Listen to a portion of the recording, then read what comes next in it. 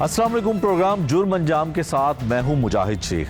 आज के प्रोग्राम में हम आपको दिखाएंगे कि ऑर्गेनाइज क्राइम यूनिट जो इन्वेस्टिगेशन यूनिट का एक हिस्सा था, उसको जब अलग किया गया तो इसमें क्या कुछ खामियां थी, क्या कुछ गलत चीज़ें होती रहीं और अब उसको दुरुस्त करने के लिए पुलिस हुकाम क्या करने जा रहे हैं, ये सब कुछ आपको दिखाते हैं आज के इस प्रोग्राम में। CIA जिसे पिछले कुछ अरसे से ऑर्गेनाइज क्राइम यूनिट का नाम दे के इन्वेस्टिगेशन विंग से एक अलग यूनिट बनाने की कोशिश की गई। कागजी एतबार से ये मुकम्मल तौर पर अभी एक खुद मुख्तार यूनिट नहीं बन सका, ये इन्वेस्टिगेशन विंग का ही एक हिस्सा है और इसमें कुछ तरमीम, कुछ कानूनी पेचीदगियाँ हैं जो आगे जाके इसकी मुकम्मल तौर पर हो जाएंगी।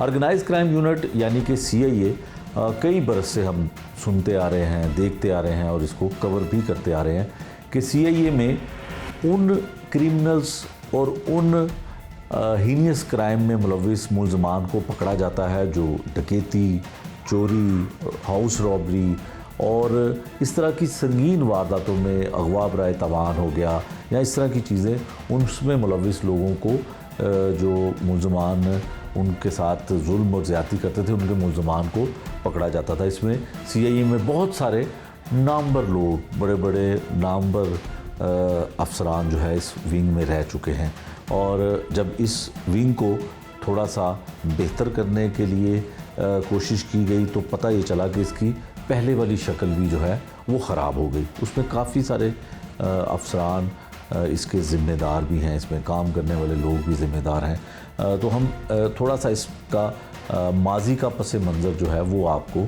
बताते हैं कि जब इसको CIA के नाम से चलाया जाता था, CIA के नाम से ये यूनिट काम करता था, तो इसमें कई बरसों से कई बरस तक ऐसे पुलिस एहलकार और अफसरान तैनात रहे और बड़े बड़े हीनियस क्राइम में मुलविस मुल्ज़मान को भी पकड़ा गया और केस भी सॉल्व किए जाते रहे और उसकी बड़ी बड़ी प्रेस कॉन्फ्रेंस भी होती थी और ख़ासकर जो बहुत बड़ा हाई प्रोफाइल ब्लाइंड मर्डर होता था उसकी तफ्तीश जो है CIA को दी जाती थी। फिर हाउस रॉबरी की बड़ी वारदात है जिसमें इंतहाई अफसोसनाक वाक़यात पेश आते थे कि ना सिर्फ डकैती की वारदात होती थी बल्कि डकैती के साथ रेप भी डाकुओं की जानिब से उस घर की ख़वातीन के साथ किया जाता था।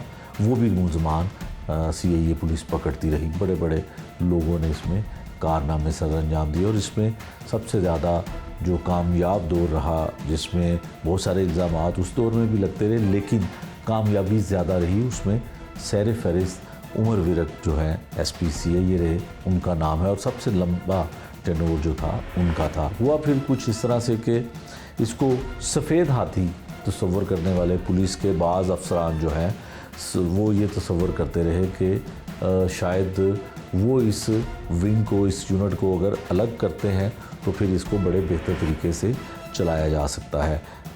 कानूनी तौर पे इसकी हैसियत ऐसे थी कि SP CIA जो SSP इन्वेस्टिगेशन के अंडर था और DIG इन्वेस्टिगेशन के अंडर था, उसकी सुपरविजन में ये SP CIA काम करता था। फिर इसको एक अलग जब यूनिट बनाने का फ़ैसला किया गया तो उसकी एक सबसे बड़ी वजह थी कि कुछ अर्सा पहले इसमें जो SSP CIA लियाकत मलिक जब लगाए गए तो वो SSP थे और SSP CIA से सीनियर भी थे, तो फिर इसको अपग्रेड सीट को कर दिया गया और SSP इन्वेस्टिगेशन के अलावा SSP CIA की एक सीट जो है वो क्रिएट कर दी गई और DIG इन्वेस्टिगेशन के अंडर काम करते थे। फिर वक्त ने प्रमोशन की उस वक्त के SSP और आज के DIG लियाकत मलिक की, तो फिर इसके लिए DIG की सीट जो है वो क्रिएट कर दी गई। IG पंजाब और CCP लाहौर जो थे उन्होंने इसमें एफर्ट की कि इसको वाकई अलग जो है एक यूनिट बनाया जाए और ये यूनिट लोगों को जो रिलीफ देने का एक ज़रिया बन सकेगा। फिर इसके सेंटर्स जो हैं उनको वसी कर दिया गया। जब DIG की सीट क्रिएट की गई तो इसमें एक हेड क्वार्टर CIA का जो है वो टाउनशिप की एक इमारत थी, किसी सरकारी बिल्डिंग थी, उसको जो है वो रेनोवेट किया गया जिस पे करोड़ों रुपए की रकम खर्च हुई और करोड़ों रुपए उस इमारत पे लगाए गए। उसको बड़ा खूबसूरत अंदाज में जो है वो तामीर किया गया। बाज़ लोग या बाज़ पुलिस ज़राए हमारे ये बताते हैं कि इस पे लगने वाली जो रकम थी वो किसी पुलिस के फ़ंड से शायद नहीं आई थी, और ये तमाम खुद कफ़ील होने की हैसियत से तमाम CIA सेंटर्स में जो रकम लगी वो CIA सेंटर अपनी रकम जो है लगाते रहे। लेकिन एक यहाँ पे सवाल पैदा होता है कि वो रकम कौन सी थी, और इन सेंटर्स पर और ख़ासकर CIA का जो हेड क्वार्टर, जिसे ऑर्गेनाइज क्राइम का हेड क्वार्टर कहा जाता है, ये रकम कहाँ से आती रही ये मुझे भी मालूम है, आपको भी मालूम होगा और पुलिस अफसरान को भी मालूम है कि ये रकम कौन सी थी। लेकिन इसकी कोई मुसद्दक़ा इतला नहीं है कि क्या ये हुकूमत की तरफ से या पंजाब पुलिस की तरफ से रकम दी गई थी या नहीं दी गई थी। ये क्या असराइयाँ हैं या एक बातें हैं जो मार्केट में पुलिस हलकों में डिस्कस होती हैं। फिर उसके बाद इसमें कुछ ऐसे काम हुए, कुछ ऐसे केसेस सामने आए जो इस ऑर्गेनाइज क्राइम यूनिट की बदनामी का बायस बने। मिसाल के तौर पे सबसे बड़ी बदनामी उस वक्त पैदा होती है जब इसका जो एक ड्रग्स के हवाले से जो अलग से यूनिट बनाया गया है वो था, उसमें इंस्पेक्टर मज़हर इकबाल जो है वो खुद बहुत बड़ी, उन पे इल्ज़ाम ये लगता है कि वो मंशियात के बहुत बड़े डीलर हैं। ANF वाले उनको गिरफ़्तार करते हैं, ANF जो है उनकी जायदाद जो है वो भी कब्ज़े में ले लेते हैं, उनके ऊपर FIR भी होती हैं। अभी भी वो केस इंक्वायरी जो है वो पेंडिंग है, चीज़ें चल रही हैं। ये आने वाले वक्त में पता चलेगा कि ये इल्ज़ाम ठीक थे या गलत थे। फिर उसके बाद क्या होता है कि तमाम वो सेंटर्स, तमाम वो चीज़ें जो ऑर्गेनाइज क्राइम की थी, वहाँ पे कुछ ऐसी इलीगल चीज़ें होती रहीं जिसके बारे में बहुत सारे सवाल पैदा होते हैं। मिसाल के तौर पे इसमें AVLS का एक यूनिट जो है वो भी शामिल है कि गाड़ियाँ और मोटरसाइकिल और दीगर व्हीकल्स जो हैं चोरी होती हैं, उसको भी पकड़ना AVLS की ज़िम्मेदारी है। लेकिन AVLS के अलावा दूसरे जो सेंटर हैं, जिसमें सरफहरिस्त इकबाल टोन सेंटर CIA का है, ये आता है जो नॉन कस्टम गाड़ियों को पकड़ना शुरू कर देता है। नॉन कस्टम गाड़ियों को पकड़ के उनको ज़ब्त कर लेता है। फिर हम कुछ इतलात ऐसी भी आई कि कुछ अफसरान के पास भी ये गाड़ियाँ उनके ज़ेर इस्तेमाल भी नहीं, फिर वापस होती थी, कभी कुछ होता था, इस तरह की चीज़ें आई। फिर सबसे ज़्यादा फाइनेंशियल क्राइम जो जिसको कहा जाता है, उसके केसेस ऑर्गेनाइज क्राइम यूनिट ने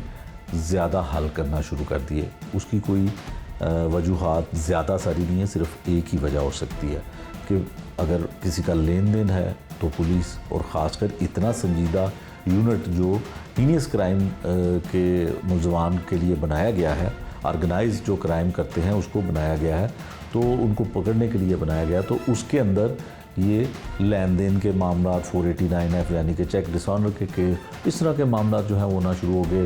होंडी का काम करना ये FIA की स्वाबदीद है कि वो जो है इसमें अपना FIA का वो डोमेन थी, FIA उसमें करे।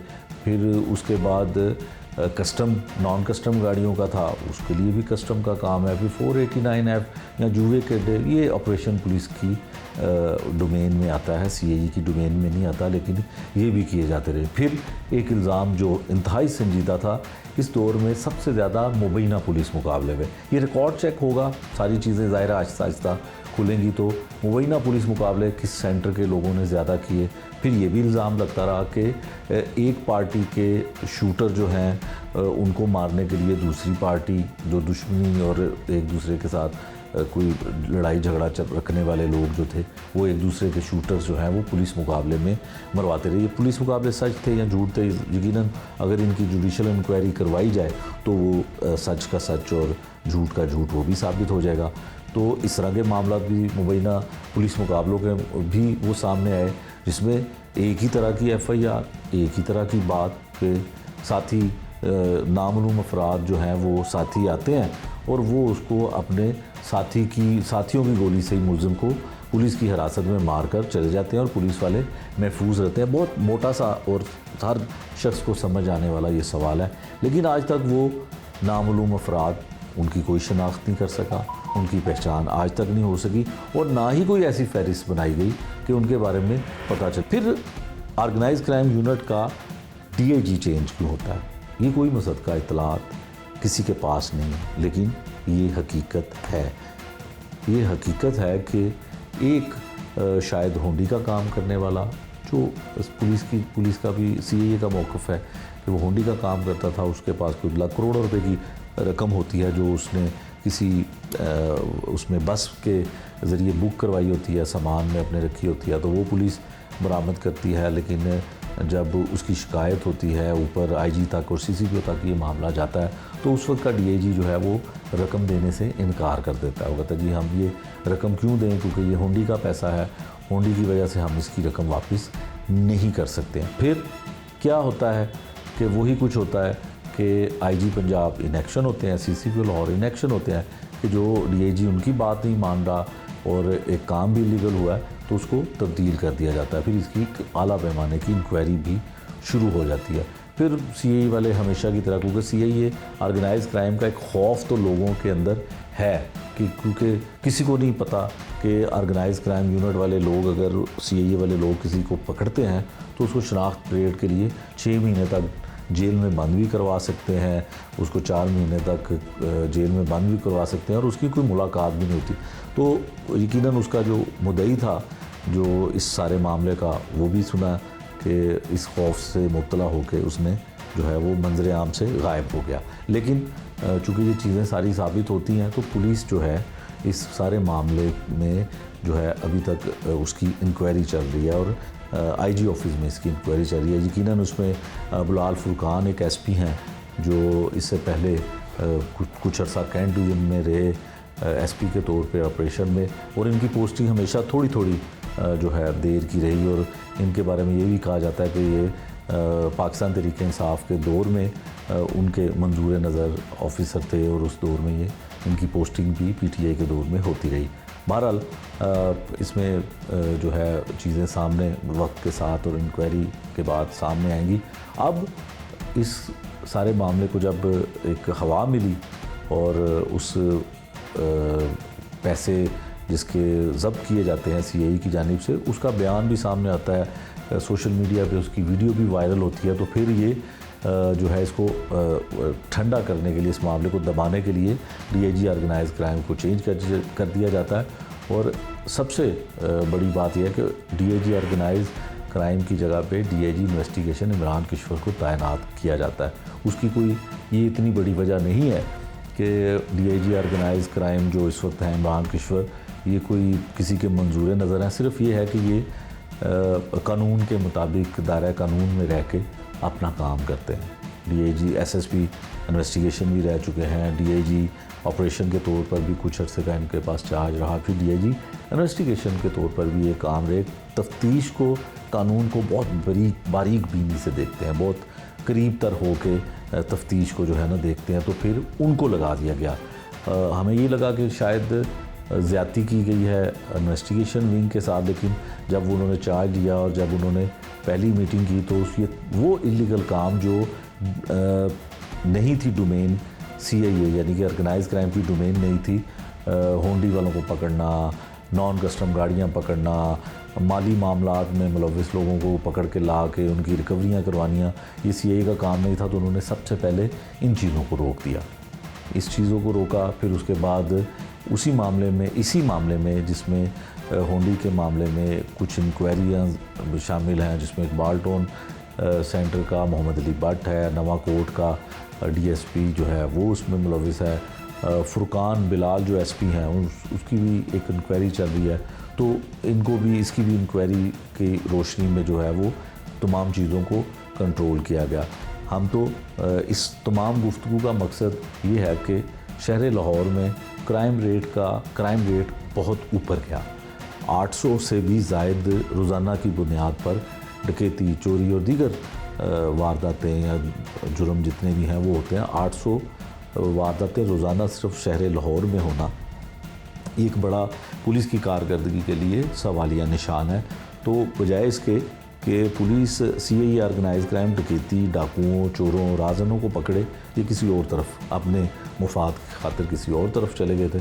तो फिर इनको राय रास्त पे लाने के लिए इमरान किश्वर साहब ने, डीआईजी जो ऑर्गेनाइज क्राइम है, उन्होंने कुछ मीटिंग्स की, कुछ पॉइंट आउट की चीज़ें, फिर उन्होंने विज़िट किए बहुत सारे सेंटर्स में जाके उन्होंने विज़िट किए कि किसी को इलीगल गैर कानूनी तौर पर रखा तो नहीं गया, उसको किसी गैर कानूनी हिरासत में तो कोई नहीं है। वो चीज़ें सारी आहिस्ता आहिस्ता ठीक भी करते रहे। ऑर्गेनाइज क्राइम यूनिट के लिए जो बदनामी का बायस, सबसे ज़्यादा बदनामी का बायस बनती है, जिसकी वजह से कई लोगों के जो है वो तबादले भी हो जाते हैं और कई लोगों की इंक्वायरियाँ भी शुरू होती हैं, वो एक वीडियो है, एक शख्स की वीडियो है जो पुलिस की जानिब से, यानी कि ऑर्गेनाइज क्राइम यूनिट की जानिब से जो उसके साथ रवैया अख्तियार किया गया, जो उसको तशद्दुद का निशाना बनाया गया, वो वीडियो सोशल मीडिया पे वायरल होती है।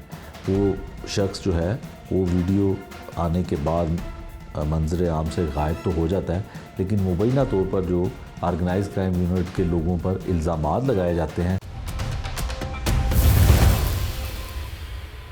ऑर्गेनाइज क्राइम यूनिट जो एक नया नाम के साथ एक इन्वेस्टिगेशन का नया यूनिट बनाया गया है, उसमें अब डीआईजी इन्वेस्टिगेशन जो पहले थे इमरान किश्वर, अब वो ऑर्गेनाइज क्राइम यूनिट के डीआईजी के तौर पे यहाँ पे आ गए। ऑर्गेनाइज क्राइम यूनिट का काम क्या है, जो हमारी इतलात हैं उसमें तो शायद जो इनकी ज़िम्मेदारी थी वो पहले पूरी नहीं होती थी, लेकिन अब इमरान किश्वर साहब आए हैं तो क्या कुछ तरजीहात हैं इनकी, किस तरह का क्राइम कंट्रोल करने की, किस तरह के मुलजिम पकड़ने की और किस तरह के मुलजमान को मुजरिम बनाने की कोशिश करेंगे, ये इमरान किश्वर साहब से जानते हैं। इमरान साहब बहुत शुक्रिया। ऑर्गेनाइज क्राइम यूनिट आपने ज्वाइन कर लिया, आपको ज़िम्मेदारी मिल गई, तो इसका असल मकसद क्या है कि लोगों के लिए क्या फैसिलिटेट करेगा ऑर्गेनाइज क्राइम यूनिट और इसका मकसद क्या है? जैसा कि नाम से ज़ाहिर है कि ये ऑर्गेनाइज क्राइम यूनिट है और ऑर्गेनाइज्ड गैंग्स के ख़िलाफ़ ऑपरेट करता है। ठीक है। और उसमें ऑर्गेनाइज गैंग की बड़ी क्लियरली स्टिपुलेटेड हमारी ऑर्डिनेंस के अंदर मैंडेट डिफाइंड है। ठीक है। और वो मैंडेट है आपका जो रॉबरी, डकैती और स्ट्रीट क्राइम जो रॉबरी का है, इसी तरह motorcycle snatching, motorcycle theft, house robberies, burglaries और जो ब्लाइंड मर्डर्स हैं और किडनैपिंग फॉर रैंसम, किडनैपिंग, और इसके अलावा अगर कोई ऑर्गेनाइज्ड गैंग जो लोगों को जान माल इज़्ज़त के लिए ख़तरा है, उनके ख़िलाफ़ हम ऑपरेट करते हैं। ठीक है। ये बड़ा क्लियरली डिफाइंड मैंडेट है, जैसे मैंने हेड्स आपको ऑफेंस के बता दिए। ठीक है। और उसमें हम ऑपरेट करते हैं गैंग्स के ख़िलाफ़। ठीक है। अच्छा इमरान साहब, मेरा ख्याल है शायद आप भूल गए, उसमें बुक मेकर भी हैं, उसमें शायद वो ये जो होंडी वाला कारोबार करने वाले वो भी हैं, नॉन कस्टम गाड़ियाँ वाले भी हैं, फिर शायद बहुत सारे ऐसे डाकू या ऐसे बदनामे ज़माना लोग भी हैं जिनको पकड़ के दोबारा से आपके सेंटर्स में लाया जाता। तो ये जिम्मेदारी ऑर्गेनाइज क्राइम की नहीं? देखें, नहीं, बिल्कुल कतई नहीं है। और मैंने बड़ा कैटेगोरिकली ये देखें, मैं किसी स्पेसिफिक पीरियड की बात नहीं करता, ठीक है, लेकिन ये माजी में इल्ज़ामात CIA पे, ये जो अभी ऑर्गेनाइज क्राइम यूनिट है उस पर लगते रहे हैं। ठीक है। और ये इसमें ये भी नहीं हम कहते कि जी इसमें टोटली फॉल्स है या टोटली ट्रू है, लेकिन ऐसे इल्ज़ामात लगते रहे हैं। ठीक है। और इनसे बचने का वाहिद तरीका ये है कि हम मैंडेट के अंदर काम करें। ये जो आपने ऑफेंसेस बताए हैं, गैम्बलिंग, ये ऑपरेशंस का काम है। ठीक है। अगर कोई जुए के अड्डे चला रहे हैं तो DIG ऑपरेशंस और उनकी टीम, SHOs के साथ एक डेडिकेटेड टीम वहाँ पे बैठी हुई है और एक बड़ी फोर्स है जो कि उस पर काम कर रही है। ठीक है। और ये उन्हीं का काम है, उन्हीं का मैंडेट है और वही करें तो ज़्यादा बेहतर है। इनका चूँकि मैंडेट नहीं है और बड़ा कैटेगोरिकली मैंने इनको मना किया है कि इसमें आपने इंटरफेयर नहीं करना, जिनका काम है वो करेंगे। ये इसका कहने का मकसद ये नहीं है कि हम गैम्बलिंग को इजाज़त दे रहे हैं, नहीं, चूँकि हमारा काम नहीं है, जिम्मेदारी आपकी तो नहीं है तो हम उसकी जाए। इसी तरह हुंडी जो है वो ब्लैक इकॉनमी है, जो भी इस तरह का है, स्टेट अगर हमसे मदद चाहेगी तो हम ज़रूर देंगे, लेकिन ये हमारा मैंडेट नहीं है। FBR या FIA का मैंडेट है और वो करेंगे। इसी तरह अगर कोई और भी कोई ऑर्गेनाइज, कोई प्रोस्टिट्यूशन डेंस हैं, बाकी चीज़ें हैं, सोशल इवल्स हैं, minus narcotics and narcotics investigation unit चूँकि हमारे पास आ चुका हुआ है ऑर्गेनाइज क्राइम यूनिट के, तो उसमें हमारा फ़र्ज़ बनता है कि हम ड्रग्स की जो ड्रग्स के ख़िलाफ़ कार्रवाई, ड्रग डीलर्स, ड्रग सप्लायर्स, उनके ख़िलाफ़ हम कार्रवाई करें। तो इसके अलावा माइनस दैट हमारी बिल्कुल ये मैंडेट नहीं है, और मैंने कैटेगोरिकली ये बता दिया है कि कोई भी आप कैसे रोकेंगे, कैसे मतलब आपकी तरह पहले भी यहाँ पे डीआईजी ही थे, तो आप रोकेंगे इसको कैसे, मतलब आपकी मर्जी के बगैर अगर कोई करता है? इसी चीज़ का नाम सुपरविजन है। जब आप अपने हमारे 11 सेंटर्स हैं, तमाम सेंटर्स को डेली बेसिस पे जितने लोग गिरफ्तार होते हैं आपके पास हवालात की डायरी आती है, आप उसको देखते हैं और उनका ऑफेंस भी आगे डिफाइंड होता है।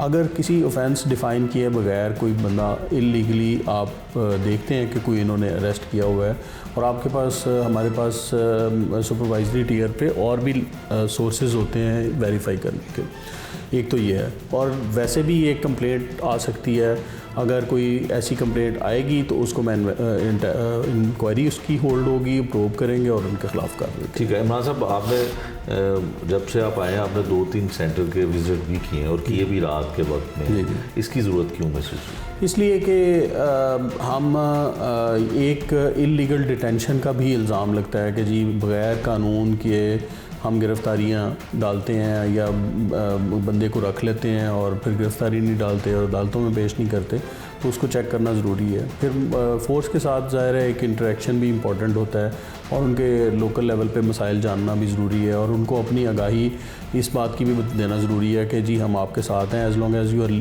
डूइंग योर लीगल जॉब और अपनी लीगल असाइन ड्यूटी कर रहे हैं तो हम आपके साथ हैं। तो इसलिए फिर रात के टाइम पे और इनके डिटेंशन सेंटर्स या कोई अगर कोई ऐसी जगह कोई है जिसमें ये इलीगल डिटेंशंस का कोई ऐसी कोई होती है शिकायत, तो उसको चेक करना भी हमारी जिम्मेदारी में शामिल है, तो इसलिए हम जाते हैं। बिल्कुल ठीक है।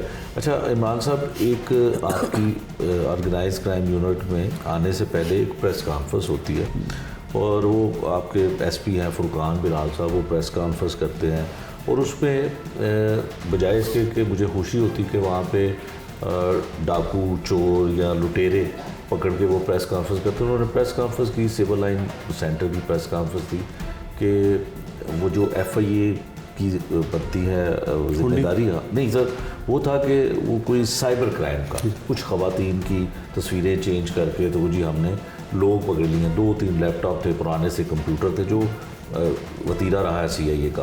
तो उस तरह से उन्होंने प्रेस कॉन्फ्रेंस की, और उसमें मैंने उनसे सवाल किया कि ये काम तो FIA का है, साइबर क्राइम का है, तो आप ये कर रहे हैं, हम तो तवक्को करते हैं कि जितना लाहौर शहर में या दूसरे इलाकों में क्राइम रेट बढ़ गया है उसको ख़त्म करने के लिए लोगों को लूटने के वालों को, शहरियों को लूटने वालों को आप पकड़े, आप ये साइबर क्राइम के केस, और उसमें कोई दरख्वास्त भी नहीं है, कोई मुद्दई भी नहीं है, वो सिर्फ कंप्यूटर में कुछ तस्वीरें मिली तो वो उन्होंने कर लिया। तो सर इस तरह का काम करने के कुछ SP लेवल का अगर बंदा इस तरह की प्रेस कॉन्फ्रेंस करता है तो फिर उसके लिए आप क्या करेंगे? चले DSP तो कर ही रहे हैं, हमें भी पता है, आपको भी पता चल जाएगा। एक तो अब मैंने जैसे पहले बता दिया, प्रायोरिटीज़ क्लियर कर दी हैं, और कोई ऐसा इंसिडेंट जो हमारे मैंडेट में नहीं है हम असिस्ट ज़रूर कर सकते हैं अगर हमें कोई असिस्टेंस हमारी मांगते हैं। ठीक है, कोई सिस्टर एजेंसीज़ मांगती हैं कोई और, तो हम उनको असिस्ट करेंगे, लेकिन अपने सीनियर्स को प्राइस करके उनको असिस्ट किया जाएगा। लेकिन एट द सेम टाइम ये जो साइबर क्राइम है ये भी उन्हीं का FIA का काम है, FIA वाले ही करेंगे। जो आपने प्रेस कॉन्फ्रेंस का जिक्र किया है उसको भी हम देखेंगे कि ये केस ट्रांसफ़र हुआ था इनके पास चेंज ऑफ इन्वेस्टिगेशन के बाद, या ख़ुद से इन्होंने किया था, उसके बाद फिर अकॉर्डिंगली हम उसके ऊपर एक्शन लें। इमरान साहब, CIA खौफ की लामत समझा जाता है मुलजमान के लिए, तो अगर आप लिखी पढ़ी चीज़ें करना शुरू कर देंगे तो शायद खौफ ख़त्म नहीं हो जाएगा, क्योंकि आपके पास ये मौक़िफ़ भी आपके DSP जो इंचार्ज हैं सेंटर्स के बताएंगे आपको, या कहेंगे कि लोग तो डरना कम कर देंगे, फिर क्या करेंगे आप? हमारा मकसद डराना थोड़ी है, हमारा मकसद देखें, जब आपने गैंग्स और क्रिमिनल्स के ख़िलाफ़ फ़ाइट करनी है तो उसमें खौफ बिल्कुल होना चाहिए, लेकिन क्रिमिनल्स के लिए। लेकिन ये नहीं होना चाहिए कि कोई भी शख्स जो है वो हर शख्स डर रहा हो इस बात से कि CIA वाले जो है वो मुझे भी वॉच कर रहे हैं और मुझे भी पिक करके ले जाएंगे या मुझे भी अरेस्ट कर लिया जाएगा, और वो उस तरह के खौफ में मुब्तला रहे। ये खौफ चोरों और डकैतों को होना चाहिए, ना कि जनरल पब्लिक को जो कि अपना काम कर रही हैं, रोज़ी कमा रहे हैं या अपना कारोबार कर रहे हैं। तो इसी खौफ को मैं ट्रांसफ़र करने की कोशिश कर रहा हूँ कि खौफ बिल्कुल होना चाहिए, लेकिन ये खौफ नहीं होना चाहिए कि हम कानून से बालातर हैं, कानून के अंदर रह के काम करेंगे, लेकिन हम will be hard on criminals, will not be soft on them, will go after them, उनके ख़िलाफ़ हंट डाउन करेंगे, उनको अरेस्ट भी करेंगे और अवाम के जानो माल और इज़्ज़त का तहफ़्फ़ुज़ भी करेंगे। ठीक है। इमरान साहब, जो लोगों की रिकवरी होती है, सीआईए रिकवर करता है पैसे या जेवरात या कीमती अशिया, उसके लिए कोई क्राइटेरिया बनाया जाएगा कि वाकई ही जहाँ पे जिनका लूटा गया माल है उनको ही मिले? इसका तो बड़ा सादा सी तस्दीक होती है कि आप अक्यूज़्ड जो है उनके इंकशाफ होते हैं कि वो उन्होंने ये जो माल है वो किस घर से चोरी किया था या किस शख्स से चोरी किया था या किस शख्स से डकैती किया था। तो एक तो ये है, दूसरा ये कि कंप्लेनेंट की जो वारदात होती है कंप्लेनेंट के साथ, तो उसकी भी हम प्रॉपर तस्दीक करते हैं और हालात को मैच करने के बाद करते हैं। तो इसका मेकनिज़म ये यहाँ पे मैंने ये किया है कि एसपी एडमन जो हैं यहाँ के, वो इसको वेरीफाई किया करेंगे और फिर उसके बाद हम रिकवरीज़ को तकसीम करेंगे। रिकवरीज को सर, कुछ तरजीहात जो हैं, ये तो आपने जो केसेस बता दिए कि इस ऑफेंस में नहीं जाएंगे, और क्या तब्दीलियाँ ला सकते हैं आवाम के फ़ायदे के लिए? मेन हमारा टास्क यही है to fight against the organise criminal gangs, वो हम इंशाल्लाह करेंगे। तो इसके बाद जितने भी हम गैंग्स को जेलों में भेजने में कामयाब होंगे तो आवाम की जो दिन और रात हैं वो महफूज होंगे। तो हम इसी के लिए इंशाल्लाह ताला आइंदा भी कोशिश करेंगे। डीआईजी ऑर्गेनाइज क्राइम की ज़ुबानी आपने सुना कि अब कौन कौन से यूनिट इस ऑर्गेनाइज क्राइम यूनिट के तहत काम कर रहे हैं।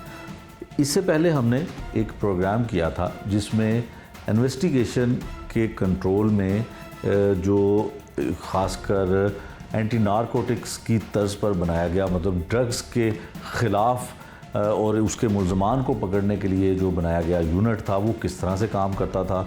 उस वक्त एसएसपी इन्वेस्टिगेशन ने वहाँ का दौरा भी किया और वो किस तरह से काम करता था, पहले ये देख लीजिए। स्पेशली स्कूल एंड कॉलेजेस के अराउंड और यूनिवर्सिटीज़ के अराउंड इस पर स्पेशल क्रैकडाउन किया जा रहा है और हमने टास्किंग की है अपने एनआईयू यूनिट को कि इस पर स्पेशल काम करें। भाई साहब, मंशियात का इस्तेमाल करने वाले और ख़ासकर मंशियात फ़रोख्त करने वाले, उसके ख़िलाफ़ क्रैकडाउन जो है वो कुछ तेज़ हुआ है, कुछ स्पेशल यूनिट भी बना है। विंग एनआईयू है, पूरा यूनिट है और वो इस पर स्पेशल फोकस ही उसका ड्रग्स पे है।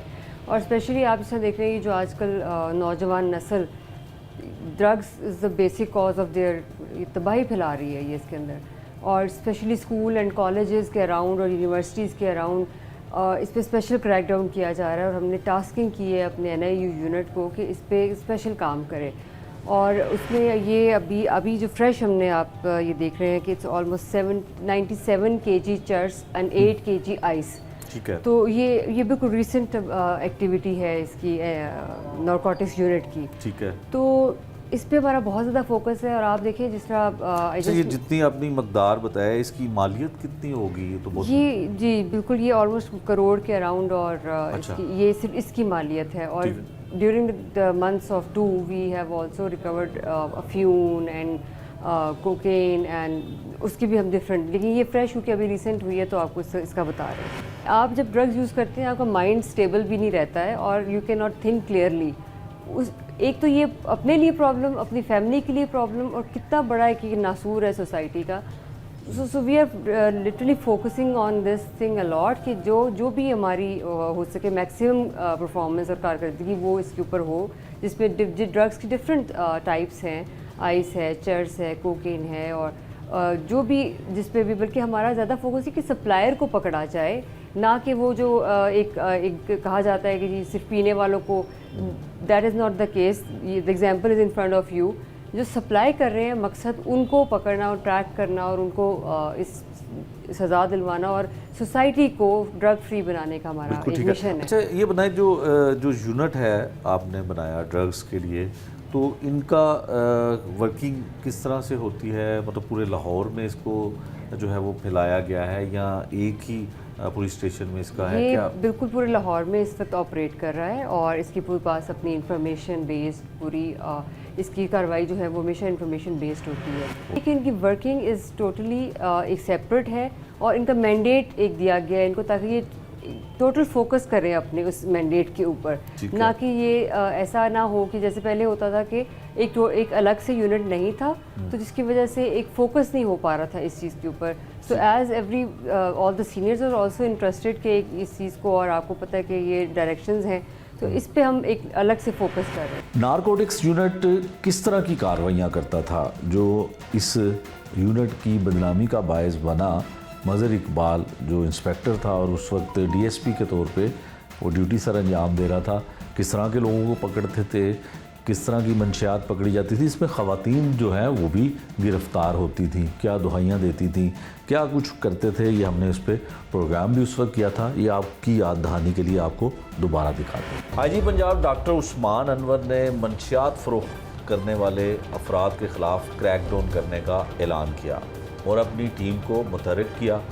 लाहौर में ख़ासकर एक यूनिट बनाया गया जो मंशियात फ़रोख्त करने वाले लोग हैं उनको गिरफ़्तार करे और ख़ासकर उन लोगों को फोकस किया जाए जो तालीमी इदारों में स्टूडेंट्स को इस मकरू कारोबार के ज़रिए फैला रहे हैं। जो मंशियात का यूनिट बनाया गया लाहौर पुलिस की जानिब से, उसके सरबराह हैं उस यूनिट के लाहौर के मज़हर इकबाल साहब, उन्होंने एक बड़ी कार्रवाई की, ऐसे मुलजमान को पकड़ा, ऐसे मेन डीलर्स को पकड़ा, ऐसी ख़वातीन को पकड़ा और ऐसे बच्चों को भी हिरासत में लिया जो मंशियात का इस्तेमाल करते थे। इनसे पूछते हैं किस तरह से ये कार्रवाई अमल में लाई गई, कितने लोग पकड़े गए और कितने की मंशियात जिसे आइस कहा जाता है वो बरामद की गई। मज़हर साहब बहुत शुक्रिया। मज़हर साहब, लाहौर पूरे को जो है आपका विंग मंशियात फ़रोख्त करने वालों के ख़िलाफ़ क्रैकडाउन कर रहा है। आपने उन लोगों को पकड़ा जो तालीमी इदारे और स्टूडेंट्स में इस मकरू कारोबार में मुलव्विस थे।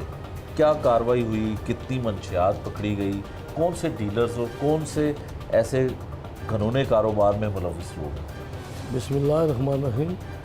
हमारे आईजी साहब हैं जो डॉक्टर उस्मान साहब, उन्हें मंशियात फरोशों को जो ख़ासकर कॉलेजों, यूनिवर्सिटियों और स्कूलों में फ़रोख्त करते हैं, उन्हें पकड़वाने का जुनून की हद तक इश्क है कि मेरा शोबा जो ये NIU है ये तरक्की करे। ये इनको आज सर नौ जो बेचने वाले हैं और जो पीछे मंगवाने वाले हैं, पीछे मसलन कोयटा से या पेशावर से आता है, मेन जड़ डीलर जो तक, है। मेन डीलर जड़ तक पहुंचा जाए। ठीक है। हमने इसी सिलसिले में एक बिलाल नाम का लड़का है जो जनूबी छावनी इलाके में, उसने प्लाजा किराए पे लिया हुआ है, उधर उसने कैमरे लगाए हुए हैं। उधर जितने वो करीब यूनिवर्सिटी वाले बच्चे हैं, बच्चे आते हैं, उन्हें कुछ को उधर बिठा के बुलाता है और कुछ को दे देता है, जो ले जाते हैं कॉलेजों में, यूनिवर्सिटियों में जाके बच्चियों को भी देते हैं। ठीक है। जब ये हमें इतला मिली तो हमने इस सिलसिले में एक अपने कांस्टेबल को एक इन्फॉर्मर के साथ उधर भेजा। उसने जाके सारा सीन देखा आंखों से। ठीक है। और हमने उससे फर्जी गाहक भी बना के भेजा जो इन्फॉर्मर था। ठीक है। वो उधर बैठे, उन्होंने सारा सीन देखा तो उन्होंने हमें कहा कि ये अभी मौजूद है, बिलाल उसका नाम है और पहले भी रिकॉर्ड याफ्ता है, ये पहले भी जेल में रहा है। ठीक है। हमने एक टीम बना के उन्हें प्लेन क्लोथ में भेजा ताकि शक ना पड़े, क्योंकि उसने कैमरे लगाए हुए। ठीक। इन्होंने ऐन उस वक्त उसे जाके गिरफ्तार किया जब दो स्टूडेंट उधर नशा कर रहे थे, दोनों यूनिवर्सिटी के थे। और वो सारा सीन देख के बड़ा दुख हुआ कि ये किस तरह हमारे कौम के बच्चों को ये ज़ाया कर रहे हैं। जो बच्चे वालिदैन इस आस के साथ कि हमारा बच्चा पढ़ लिख के कोई आला ऑफिसर बनेगा, उनके लिए बुढ़ापे में सहारा बनेगा, मगर इस मंशियात फरोश बिलाल ने उनका सारा कैरियर तबाह कर रहा है नशा पिला के। हमने बिलाल को पकड़ा, बिलाल से इंटरोगेशन की, उससे मौके पर सामान बरामद किया, आइस पकड़ी, कुछ क्रिस्टल वाइट पाउडर पकड़ा जिसकी काफ़ी किलों के हिसाब से। फिर इसने बताया कि जो मुझे सामान बेचता है पठान, वो कोटा से बेचता है। हमने इसका फ़ोन करवा के उसे भी कॉल कराई कि मेरा सामान आप भेज दे। वो सामान लेके एक आदमी जो गाड़ी चलाता है कोयटा से लाहौर आता है, लाहौर से कभी मुल्तान भी जाता है, ठीक है। इसने उसे सामान दे के भेजा। हमने मनसूबाबंदी के तहत उधर अपनी नफरी को इस अंदाज से खड़ा किया कि शक ना हो, और उस पठान को भी माल समेत जब ये बलाल उससे रिसीव कर रहा था गिरफ़्तार किया, लाए तफ्तीश की। उसने कहा कि एक और औरत है जो इस गैंग का हिस्सा है, वो भी मंशियात ले जाके वो भी सदरा के इलाके में स्कूलों कॉलेजों में बच्चियों को सप्लाई करती है। ठीक है। इस वजह से हमें और ज़्यादा इंटरेस्ट पैदा हो गया कि हम ये सारे गिरोह का किलो कमा करें, जिससे नौजवान नस्ल भी बचे, ये भी जेल जाएं और आइंदा ये तौबा करें कि हम ऐसा काम नहीं करेंगे। हमने उन्हें टीच भी किया, समझाया भी कि बच्चों को भी समझाया, बच्चों को हमने हिरासत में ज़रूर लिया है, मगर हम उनके वालिदैन को बुला के उन्हें वार्निंग देंगे कि आइंदा इन पर नज़र रखें, इन पर कंट्रोल करें ताकि ये दोबारा नशा ना करें। अच्छा मज़हर साहब, एक और बात बताइएगा कि आपका यूनिट जो है वो उसको आप लीड कर रहे हैं, हेड कर रहे हैं यहाँ पे, क्या इसको मज़ीद वसी करने की ज़रूरत है? क्योंकि जिस तरह से आईजी पंजाब का विज़न है कि इसमें फ़ोर्स को और करने की ज़रूरत है ताकि मैक्सिमम जो ये बर्बाद कर रही है नौजवान नस्ल को चीज़ जिसका नाम आइस है या मंशियात है किसी किस्म की भी, तो इसको मज़ीद मुतहर्रिक करने की ज़रूरत है। बिल्कुल करने की ज़रूरत है जी। इस तरह के हमारे आईजी साहब चूँकि वाकई इस चीज़ में सीरियस हैं और वो माशाल्लाह ये नहीं कि हमारे आईजी हैं तो हम एक्स्ट्रा बात करें। मैंने अपनी पूरी सर्विस में अल्हम्दुलिल्लाह अभी तक कोई ऐसा आईजी नहीं देखा जिसने हर शोबे में, पुलिस के हर शोबे में, चाहे कोई बीमार है, चाहे जो काम कर रहा है, कोई हकदार है, उसे नाम मिले, और जो फंड वो इतने आसान तरीके से प्रमोशनों के मसले में हर तरह वो इस तरह कर रहे हैं कि अल्लाह उन्हें यूज़ कर रहा है कि जो हकदार हैं पुलिस वाले, वो शहीदों के बारे में या जो शोबा है माशाल्लाह वो आउटस्टैंडिंग काम कर रहे हैं।